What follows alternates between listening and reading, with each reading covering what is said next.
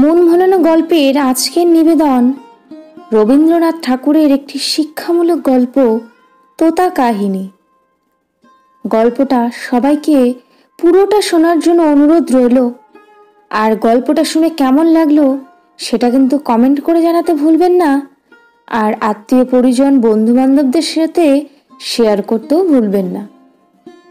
চ্যানেলটা সাবস্ক্রাইব করা না থাকলে চ্যানেলটা সাবস্ক্রাইব করে আমার পাশে থাকার জন্য অনুরোধ রইল। তাহলে চলে যাচ্ছে গল্পে। এক যে ছিল পাখি, সে ছিল মূর্খ। সে গান গাহিত, শাস্ত্র পড়িত না, লাফাইতো উড়িত, জানিত না কায়দা কানুন কাকে বলে। রাজা বলিলেন, এমন পাখি তো কাজে লাগে না, অথচ বনের ফল খাইয়া রাজহাটে ফলের বাজারে লোকসান ঘটায়। মন্ত্রীকে ডাকিয়া বলিলেন, পাখিটাকে শিক্ষা দাও। রাজার ভাগিনাদের ওপর ভার পড়িল পাখিটাকে শিক্ষা দেবার। পণ্ডিতেরা বসিয়া অনেক বিচার করিলেন। প্রশ্নটা এই, উক্ত জীবের অবিদ্যার কারণ কি? সিদ্ধান্ত হইল, সামান্য খড়কুটা দিয়ে পাখি যে বাসা বাঁধে সে বাসায় বিদ্যা বেশি ধরে না, তাই সকলের আগে দরকার ভালো করিয়া খাঁচা বানাইয়া দেওয়া। রাজপণ্ডিতরা দক্ষিণা পাইয়া খুশি হইয়া বাসায় ফিরিলেন। শ্যাকরা বসিল সোনার খাঁচা বানাইতে। খাঁচাটা হলে এমন আশ্চর্য যে দেখিবার জন্য দেশ বিদেশের লোক ঝুঁকিয়া পড়ল। কেহ বলে শিক্ষার একেবারে হদ্দমদ্দ, কেহ বলে শিক্ষা যদি নাও হয় খাঁচা তো হইল, পাখির কি কপাল। শ্যাকরা থলি বোঝাই করিয়া বকশিস পাইল। খুশি হইয়া সে তখনই পাড়ি দিল বাড়ির দিকে। পণ্ডিত বসিলেন পাখিকে বিদ্যা শিখাইতে। নস্য লইয়া বলিলেন, অল্প পুঁথির কর্ম নয়। ভাগিনা তখন পুঁথি লেখকদের তলব করিলেন। তারা পুঁথি নকল করিয়া এবং নকলের নকল করিয়া পর্বত প্রমাণ করিয়া তুলিল। যে দেখিল সেই বলিল, সাবাস, বিদ্যা আর ধরে না। লিপিকরের দল পারিতোষিক লইল বলদ বোঝাই করিয়া। তখনই ঘরের দিকে দৌড় দিল। তাদের সংসারে আর টানাটানি রহিল না। অনেক দামের খাঁচাটার জন্য ভাগিনাদের খবরদারির সীমা নাই। মেরামত তো লাগিয়েই আছে। তারপরে ঝাড়া মোছা পালিশ করা ঘটা দেখিয়া সকলেই বলিল, উন্নতি হইতেছে। লোক লাগিল বিস্তর, এবং তাদের উপর নজর রাখিবার জন্য লোক লাগিল আরো বিস্তর। তারা মাস মাস মুঠা মুঠা তনখা পাইয়া সিন্দুক বোঝাই করিল। তারা এবং তাদের মামাতো, খুড়তুতো, মাস্তুতো ভাইরা খুশি হইয়া কোঠাবালাখানায় গদি পাতিয়া বসিল। সংসারে অন্য অভাব অনেক আছে, কেবল নিন্দুক আছে যথেষ্ট।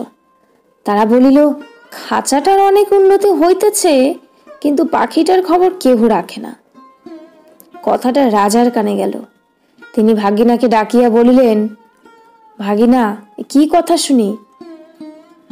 ভাগিনা বলিল, মহারাজ, সত্য কথা যদি শুনিবেন তবে ডাকুন শ্যাকরাদের, পণ্ডিতদের, লিপিকরদের ডাকুন, যারা মেরামত করে এবং মেরামত তদারক করিয়া বেড়ায়।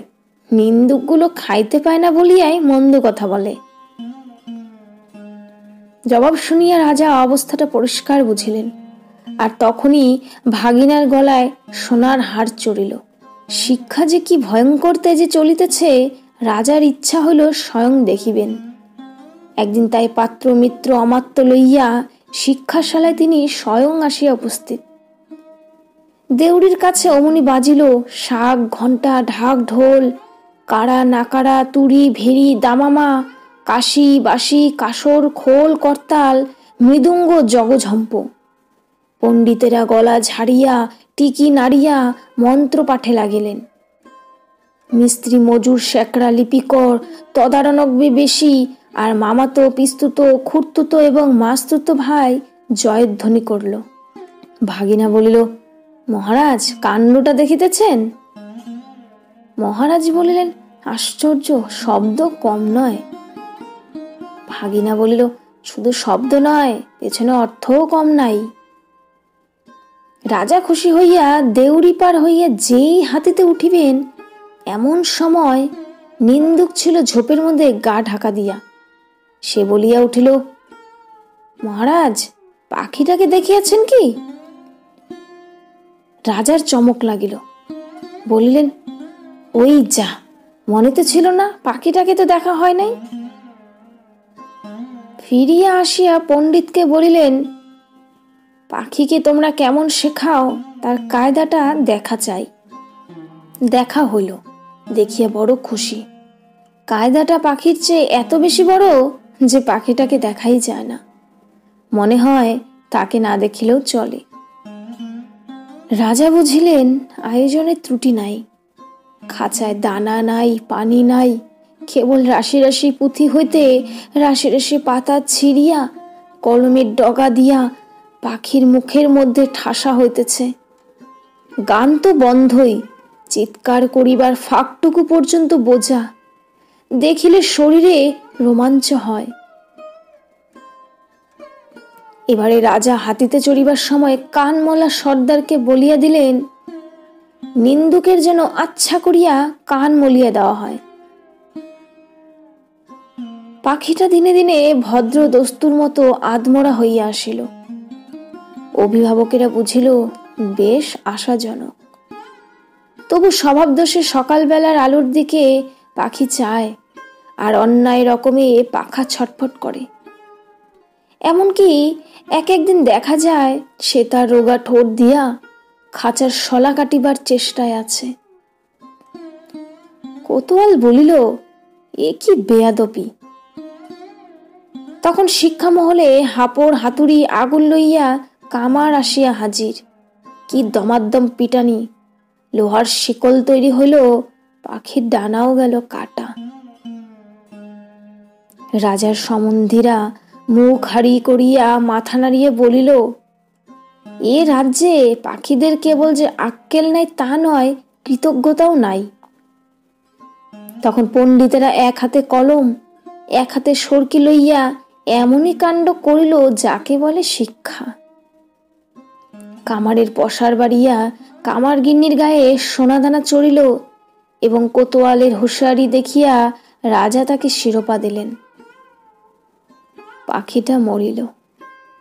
কোন কালে যে কেউ তা ঠাউর করিতে পারে নাই। নিন্দুক লক্ষ্মী ছাড়া রটাইল, পাখি মরিয়াছে। ভাগিনাকে ডাকিয়া রাজা বলিলেন, ভাগিনা, এ কি কথা শুনি?